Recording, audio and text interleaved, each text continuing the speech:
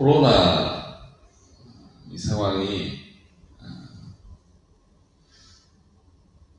마치 지금 우리가 가나안 땅으로 들어간 이스라엘 백성과 같다라는 생각을 하게 됩니다. 요단강을 건너가서 요단강의 그 놀라운 이적과 표적을 보죠.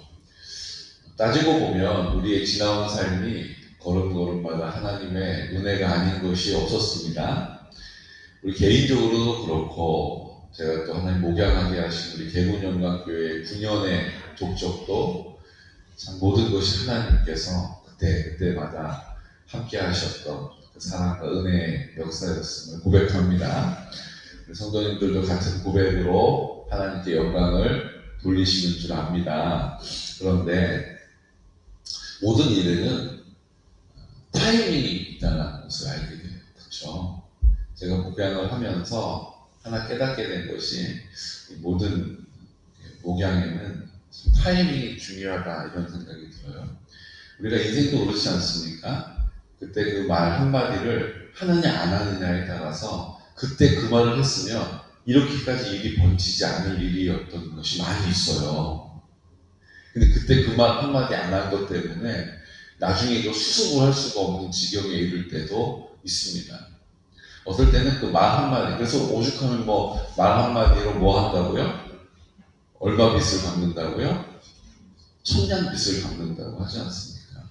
그러니까 적시적소에 딱 하는 그 한마디의 말이 그 나머지 모든 결과들을 온전하게도 하고 또 때로는 그 관계들이 어려워짐을 당하기도 합니다. 오늘 요단강을 이스라엘 백성들이 건넜습니다. 40년 전에 자기들의 일대 선조들이 홍해를 건넜던 것을 귀로 들었던, 직접 보지는 못했던 그 2세대들이 똑같이 홍해를 건너는 것과 같은 기적을 체험하죠. 아마 이스라엘 백성들이 사기가 하늘을 찔렀을 거예요. 야, 우리가 할 수 있다. 와, 아마 못할 것이, 거칠 것이 없었을 것입니다. 그러면 그 타이밍에 하나님 뭐라고 하셔야 돼요? 자, 그냥 바로 요리고성으로 가라. 그리고 그냥 하늘을 찌르는 그 사기를 가지고 전투에 임하는 것이 성공 전략이죠. 그게 우리의 인생의 타이밍입니다. 그렇죠? 물 들어왔을 때 뭐 하라고 그래요? 물 들어왔을 때 노 저어라 그만하죠. 물이 들어왔을 때 노를 저어야 한다는 것입니다. 타이밍이 있다는 거죠. 그런데 오늘 성경에 보십시오.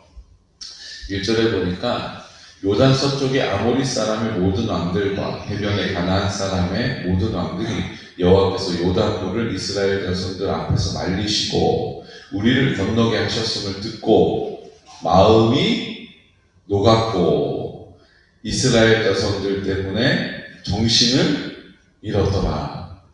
마음이 눈이 녹듯이 그냥 흔적도 없어져 버린 거예요. 마음의 형태가 없어져 버린 거예요. 그뿐만 아니라 정신이 어떻게 됐다고요? 정신이 어떻게 됐다고요? 정신을 잃어버렸다고요. 정신이 없는 거예요. 혼비백산한 거죠. 도대체 저들은 못할 게 뭐가 있는가? 도대체 저들은 누가 저들을 막을 수 있을까? 혼비백산한 거예요. 정신이 하나도 없고 마음을 추스릴 길이 없는 거예요. 그때가 타이밍 아닙니까? 그때 가서 우와 가가지고 성을 내라 막 이렇게 해야지 되는데 돌연 하나님께서 어떻게 하세요? 이스라엘 백성들에게 지금이 타이밍이다.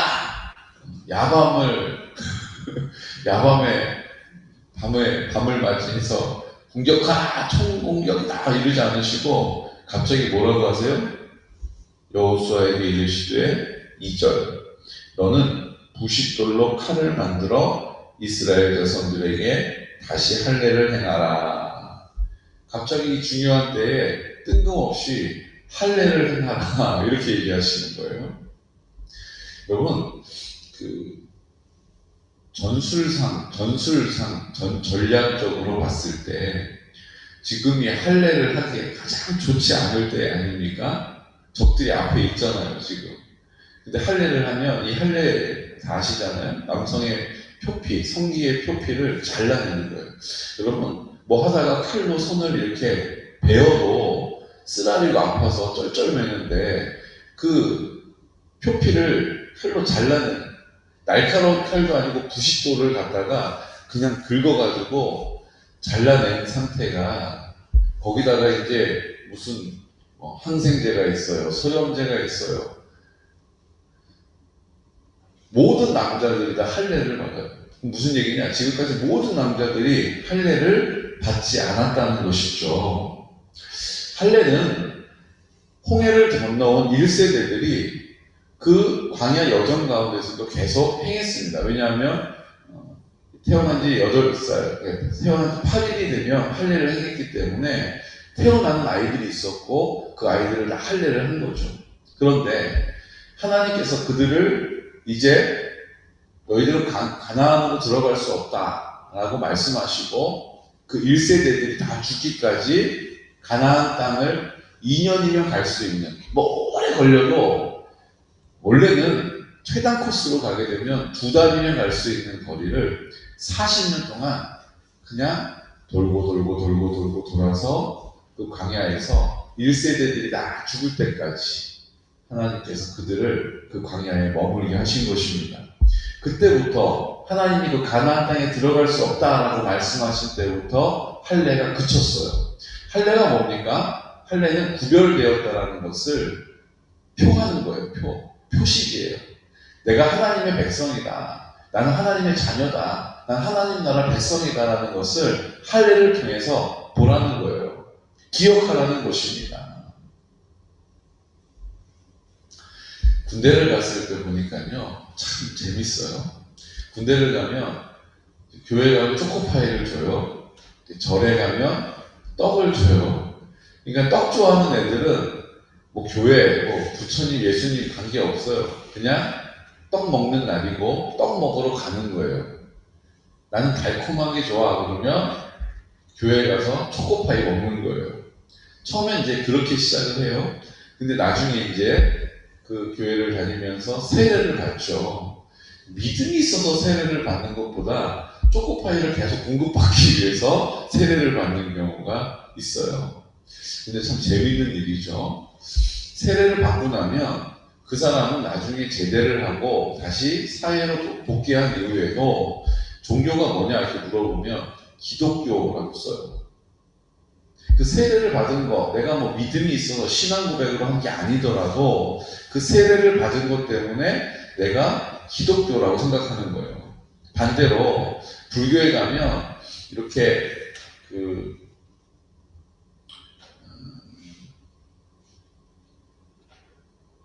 뭡니까? 향을 끝에를 이렇게 팔뚝 있는 데다가 이렇게 놓고 불침을 놔요. 불침을. 뭔지 아시죠? 그래서 그거를 이렇게 놓고 뜬 뜨듯이 불을 탁 켜가지고 그 심지가 탁 타들어가면서 따끔하게 되는 거예요. 따끔하게 되는 그 수세를 하면 그걸로 불자가 됐다고 인정하는 거예요. 근데 웃긴 거 있죠? 떡 먹으러 갔는데도 나중에 그 따끔한 거를 경험하고 난 이후에는 종교에다 뭐라고 써요? 불교라고 쓰는 거예요. 그러니까 이 군 선교하시는 분들이 그 논산훈련소에서 세례를 베푸는 거, 진중 세례를 베푸는 거를 엄청 중요하게 여기세요. 목회자들 입장에서는 신앙 고백도 안 하고 뭐 제대로 양육도 없고 제대로 교회도 안 다니는 청년들을 거기다 모아놓고 그냥 막 단체로 막 공장에서 찍어내듯이 그렇게 세례를 베푸는 거에 대한 회의적인 생각들이 있거든요. 근데 그 군 선교하시는 분들은 뚜렷하고 정확해요. 그 시간을 통해서 무릎을 꿇고 세례를 받았던 그 경험이 그를 구원으로 이끌어가는 데에 큰 보탬이 된다. 당장 그 세례가 하나님 앞에서는 조금 부족함을 느끼는 세례일지라도 그 세례를 통해서 하나님께로 나아가는 일에 유익함이 크다. 그게 그 입장인 거예요. 저도 군생활을 해보니까 그 말씀이 맞아요. 그 말씀이 맞아요. 그러니까 오늘 할례를 베푸는 것은 그 할례 자체가 하나님 나라 백성, 하나님 나라 자녀가 되는 것은 아니죠. 근데 스스로에게 그 할례를 통해서 뭐 하는 거예요? 나는 하나님의 자녀다라는 것을 뭐 하는 거예요? 표하는 거예요. 표 받는 거랑 똑같은 거예요. 나는 이 표가 있습니다. 그러면 그 기차에 타는 거랑 똑같은 거예요. 표 보여주세요. 그러면 제가 이 표 여기 있습니다라고 보여주면 그 승차가 되는 것처럼 우리가 하나님께 하나님 자녀입니다라는 것을 내 스스로 확인하는 거죠. 내 스스로 인정하는 거죠. 그런 의미에서 할례는 중요한 것입니다. 그러니까 하나님께서 이제 너는 내 백성이다, 내 자녀다라는 것을 표하라고 할례를 베풀었기 때문에 이제 가나안 땅으로 들어올 수 없는 1세대들은 할례가 그친 거예요. 그러니까 이제 할례가 그쳐졌으니까 그들의 자녀들에게도 할례를 행하지 않았죠. 그러니까 지금 2세대들은 다 할례가 없는 거예요. 그러니까 지금 이 중요한 시기에, 이 중요한 타이밍에 지금 공격해 들어가도 될까 말까인데 모든 남자들에게 할례를 베푼 거예요. 그러니까 이제 할례를 통해서 어떻게 해요? 그 무더운 그 광야에서 할례를 베풀고 그 부위가 막 염증이 나고 성해지고 막 이러면서 그 사흘을 거기서 아파하는 거죠. 고통당해 하는 거죠. 하나님의 나라의 백성이 된다는 것은 그냥 뭐 될게요 그러고 끝나는 게 아니에요. 대가를 지불하는 것입니다. 자기 십자가를 지고 주를 쫓아가는 것입니다. 그것을 몸으로 경험하게 하는 거예요. 몸으로 기억하게 만드는 것이죠. 주님이 가나안 땅에 들어간 이 백성들에게 가장 먼저 요구하신 게 뭐예요? 가서 싸워라, 뭐 가서 이겨라, 뭐 가서 뭐 성과를 내라가 아니에요. 네가 내 백성이라는 것을 네 스스로 몸으로 기억하기를 원한다. 이제 네가 사는 것이 아니라 내가 너로 살고 너의 능력이 되고 너의 도움이 된다는 것을 이 할례를 통하여 경험하기를 원한다라고 하신 거예요. 그들이 다 할례를 받습니다. 그리고 얼마나 고통스러워요. 그냥 어디 칼로 베어도 쓰라리고 막 아파서 쩔쩔매는데 그 신체 한 부분을 그냥 살을 도려냈으니 얼마나 고통스럽습니까? 그 아픔을 경험하면서 나는 하나님의 자녀가 되었다라고 하는 스스로의 표를 받은 것이죠. 우리도 그것이 이제 지금 현재에는 그 할례가 우리에게는 세례가 된 것입니다. 고통 가운데 이제 나는 죽고 주님의 자녀가 되었음을, 나는 없고 주님이 내 삶의 생명의 근원이 되셨음을 다시 확인하고 인정하는 것이죠. 그러므로 그 할례는 십자가의 고통과 고난과 부활의 영광, 이제 내가 하나님의 자녀가 됐다라고 하는 확증, 그 세례도 나는 그 물 안에서 죽고 다시 팍 하고 나올 때 생명이 시작되는 것을 의미하는 것입니다. 이제 이스라엘 백성들이 이 절차를 밟은 거예요. 영적인 의미로 보면 홍해를 들어갔다가 나오는 것도 할례죠. 요단강으로 지나가 나오는 것도 할례인 것입니다. 그런데 그 모든 하나님께서 우리 가운데 나는 죽고 나는 다시 새 생명으로 산다는 것의 상징적인 의미가 하나님이 인도해 가신다는 거예요. 홍해도 하나님이 그 길을 열어주셨고 요단강도 하나님께서 그 길 가운데 함께해 주신 줄로 믿습니다. 결국은 믿음은 우리의 노력으로 쟁취하는 게 아니에요. 우리의 수고로 우리의 결단으로 성취하는 것도 아닙니다. 전적인 하나님의 은혜임을 믿으시기 바랍니다. 그리고 나서 뭐 합니까? 유월절을 지키라라고 말씀하세요. 유월절의 의미가 뭡니까? 바로에게서 마지막 10번째 재앙으로 너희들 다 가라, 가고 싶은 대로 가라 라고 이제 출애굽하게 됩니다. 그 속박되어 있었던 애굽 땅에서 이제 자유를 얻게 되는 것. 이제 그 유월절은 주님이 우리의 자유가 되심을 상징하는 것이죠. 주님이 우리를 인도해 주신다는 것을, 주님이 우리를 구원하신다는 것을 가장 정확하게 상징하는 것이 유월절 아닙니까? 그 유월절을 지키라라고 또 명령하세요. 그러므로 이제 하나님께서 우리의 모든 삶을, 우리의 모든 인생을 인도해 주시고 책임져 주시고 함께 하신다는 것을 제일 먼저 이스라엘 백성들 모두에게 확인시키시고, 그 공동체가 이 영광을 다시 한번 기억하게 하시고 그것을 고백하게 하시고, 그리고 어떻게 하세요? 12절에 보니까 또 그 땅의 소산물을 먹은 다음 날에 만나가 그쳤으니 이스라엘 사람들이 다시는 만나를 얻지 못하였고 그해 가나안 땅의 소출을 먹었더라. 만나가 이제 그치게 됩니다. 하나님의 전적인 공급하심을 경험했던 광야의 시대는 끝나고 이제 그 땅에서, 하나님이 주신 그 땅에서 하나님께서 허락하시는 것들을 이제 소작물을 먹게 된 거예요. 우리의 신앙도요, 다 단계가 있는 거예요. 연약할 땐 연약한 대로. 아이들은 모든 것을 다 부모가 돌보지 않습니까? 모든 것을 살피지 않습니까? 이제 어느 정도 장성하게 되면 그 장성한 만큼 책임이 부여되어지고 뭐예요? 자격을 얻게 되는 거죠.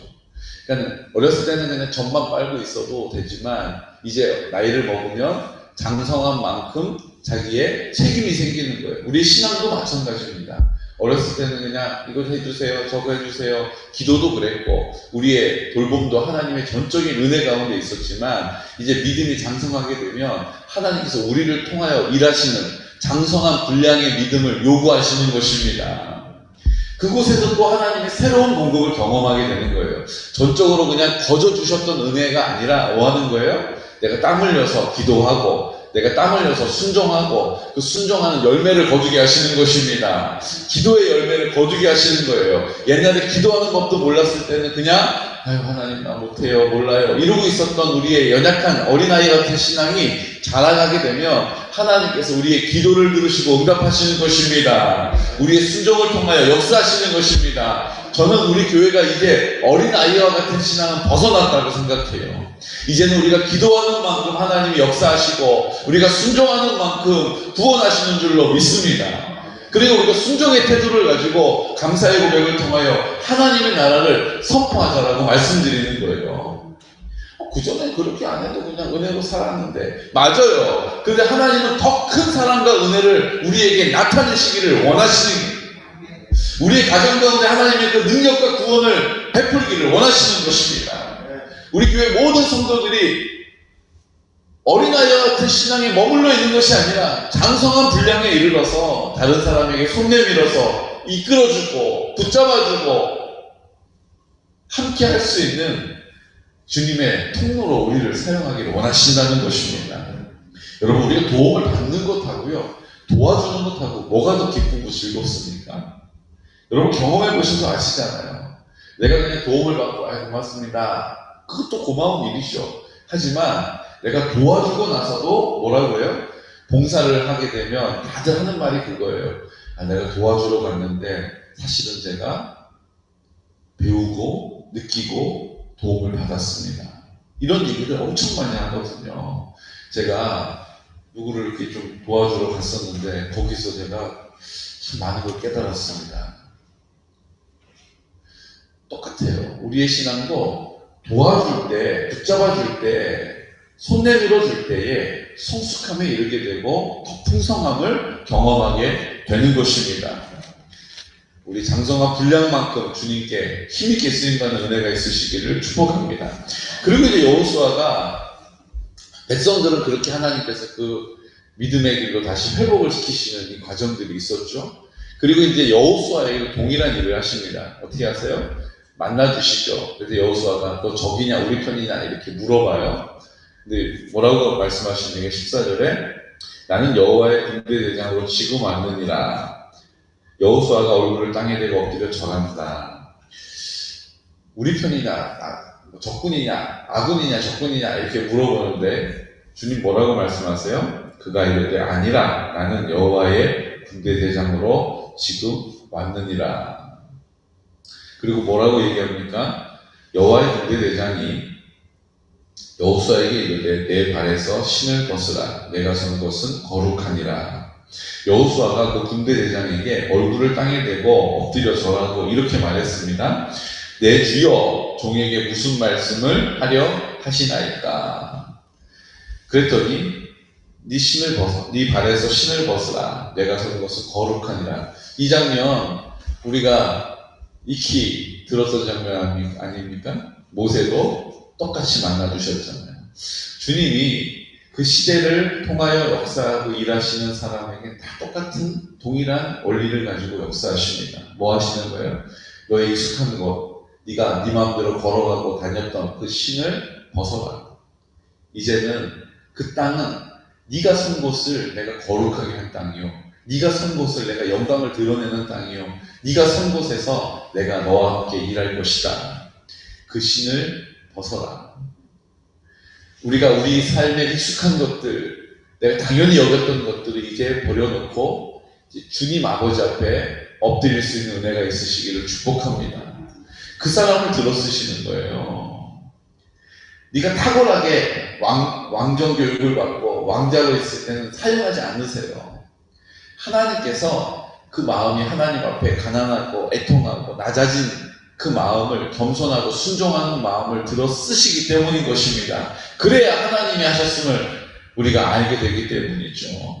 오늘 하나님 아버지 앞에 우리가 여호수아와 같이 이제 믿음의 장성한 분량과 같이 주님 앞에 쓰임받는 믿음의 공동체가 되시기를 예수 그리스도 이름으로 축복합니다. 우리가 우리 힘으로 살지 않고 전적인 하나님의 은혜로 그 가나안 땅을 정복해 나가는 기쁨을, 기대를 우리의 삶의 자리에서도 코로나 시대의 여리고성과 같은, 코로나 시대의 거인들과 같은, 코로나 시대에 우리 힘으로는 할 수 없는 것 같은 처음 경험하는 모든 것들을 능히 이기며 승리하는 우리 믿음의 사람들 되시기를 예수 그리스도 이름으로 축복합니다. 아멘. 이 시간 다 같이 기도드릴 때 하나님 아버지 앞에 믿음의 고백을 드리기로 원합니다. 주님, 이스라엘 백성들이 가나안 땅으로 들어갈 때 주님께서 먼저 하셨던 일, 가장 좋은 타이밍에 공격해야 되는 시간에 다시 하나님이 우리의 삶의 주인 되시고 나는 하나님의 백성이요 하나님의 자녀임을 표하라고 할례를 선포하십니다. 유월절을 지키라 하십니다. 그곳에서 하나님의 공급하심을 따라 장성한 분량과 같이 이제 만나를 그치시고 하나님의 공급하시는 다른 은혜를, 더 큰 풍성함을 나타내십니다. 주님, 이제 새롭게 주님을 만나 우리 익숙한 것들, 그 신을 벗고 우리 주님 아버지 앞에 순종하며 납작 엎드려서 주님의 길을 가기 원합니다. 우리 안에 성결한 다음 차들을 세워나갈 수 있도록 주여 도와주시옵시고, 어르신들에게 복음을 전하는 일 우리는 알 수 없습니다. 형편과 상황은 허락하지 않습니다. 하지만 주님께서 역사하심을 믿습니다. 때로는 우리가 이해할 수 없는 상황에 주님이 하라 하시는 일, 우리가 순종할 때에 그 뜻, 주의 영광 보게 하여 주시옵시고, 우리 허락하신 공동체 안에 연로하신 어르신들과 환우들을 위해서 기도하게 하심을 감사합니다. 주님, 우리 안에 역사하시는 주님의 은혜로 하나되게 하신 지체들을 위해서 기도합니다. 코로나로 인하여 그 믿음이 약해지지 않게 하여 주시고, 이 세상에 떠내려가지 않게 하시고, 우리가 함께 그 은혜를 누리게 하여 주시옵소서라고 이 시간 나사렛 예수 그리스도 이름으로 선포하면서 기도드리겠습니다. 주여, 주여, 주여. 거룩하신 아버지 하나님, 우리를 사랑하시고